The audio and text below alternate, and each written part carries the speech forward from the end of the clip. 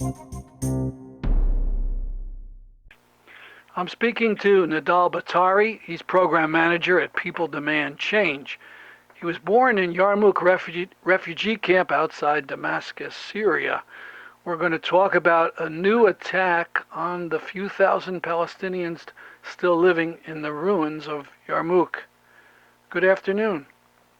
Good afternoon, Stanley. Thank you so much. So who is taking part in this new attack? Well, actually, it's ISIS. They are trying to take over Yarmouk camp again. Since they tried the last time in April 2015, and they couldn't enter the camp.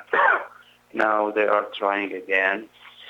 And who's losing in all these fights in southern Damascus, mainly in Yarmouk camp and the neighborhood, are civilians.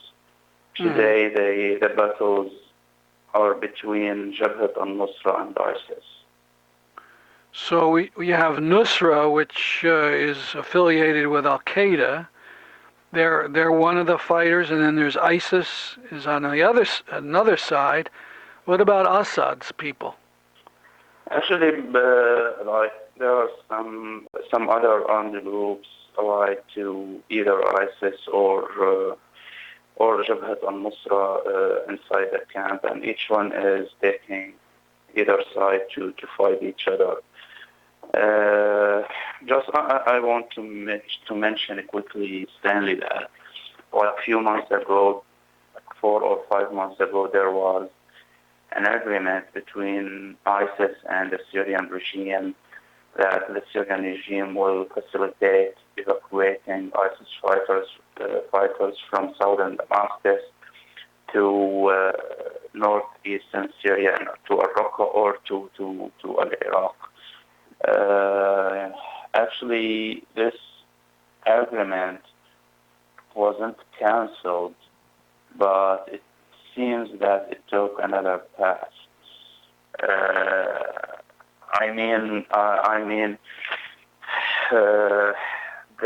The Syrian regime is concerned of Jabhat al-Nusra more than ISIS.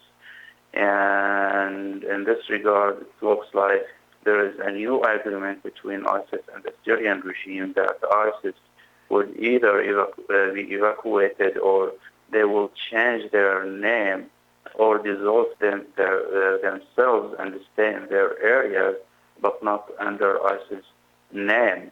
But the condition for this is to fight Jabhat al-Nusra and to defeat them.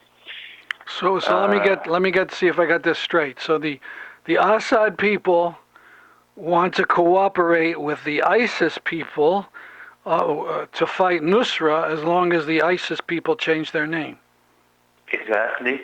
And in this regard, the regime is supporting ISIS in these battles inside the Yarmouk camp and evacuating the injuries of ISIS to the hospitals inside Damascus to treat them. Wow.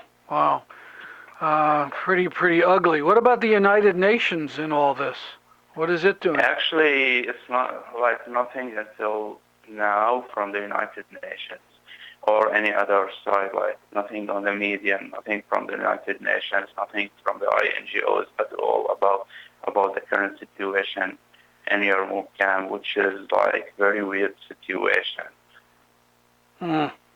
What about the United States government? It bombs ISIS in other parts of Syria.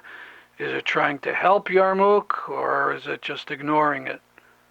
Nothing from them until now at all. The last time, like when ISIS tried to invade the Yarmouk camp last April, like we saw statements from the U.S. mission to the United Nations, and it was a very strong statement. And we saw a lot of support from INGOs to the civilians inside the Yarmouk camp and in the neighborhoods. But today it looks like nothing new. No one cares anymore about civilians who left alone inside the Yarmouk camp. And actually the news I'm receiving now that civilians are locked inside their houses, and some of their houses were invaded by ISIS, which is using their houses to shell sometimes or to snipe from their windows or balconies. How many people are we talking about? How many civilians are there still in Yarmouk? About 2,000 civilians inside the Yarmouk camp, most of them like elders, women, and children. And at one time, Yarmouk was like 800,000 or some. 800,000, yeah. Incredible. What about the Palestinian activists? This is a bigger problem. They don't seem to, activists in the United States or Britain or Europe, they don't seem to say much about Palestinians in Syria.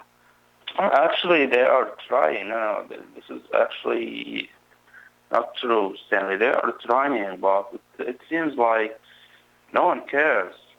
Like from yesterday or 2 days ago, these activists are sending emails, messages to whoever can help in this situation. And like I will give you an example. In the normal situation, I mean not in the normal situation. Usually I send like emails, like 3,000 or 4,000 emails in similar situations, but and I receive replies. Yesterday night, I sent more than 4,000 emails to all the United to all the missions in the United Nations, to many governments, to almost all the NGOs who are working on Syria, and I received only one reply from a journalist saying to me that please take me off your mailing list. I no longer work in media, and I don't need press releases.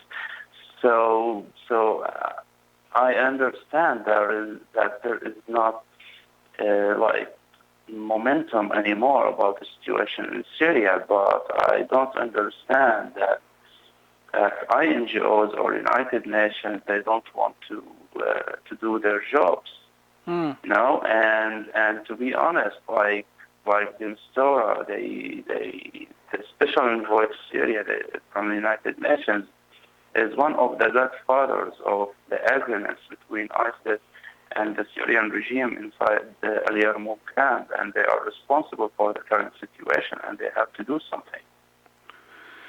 What about the U.S.? It's bargaining with Russia over Syria. I mean, if people contacted Congress and said, hey, bring up Yarmouk to the Russians, get Assad to stop, would that be of any help?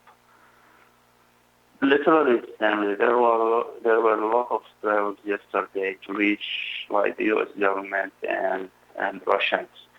Many activists and many people here in D.C. who are Syrians tried to do this, but until now what they got is zero strides. It seems like there is a plan for southern Damascus, and civilians will pay the price. Terrible, terrible. Well, we'll talk again, and hopefully there'll be some better news. Thanks for talking. Thank you. Thank you, Stanley. Thank you so much.